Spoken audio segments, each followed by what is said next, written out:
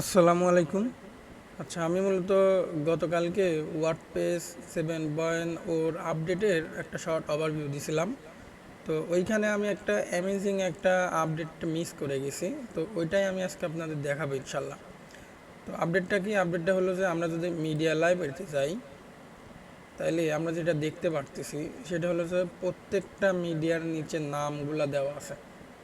যে জিনিসগুলো আমাদের আগে ছিল না, আমাদের যেটা করতে হতো, আমরা মূলত আগে ইমেজটাতে ক্লিক দিয়ে এখান থেকে আমাদের দেখে নিতে হতো।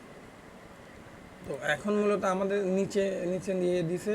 এই ব্যাপারটা অনেক ভালো হয়েছে, কারণ আমাদের অনেক সময় আসলে লাগে এক্সাক্ট এখানে নামটা আসলে কি আছে এইটা দেখার জন্য।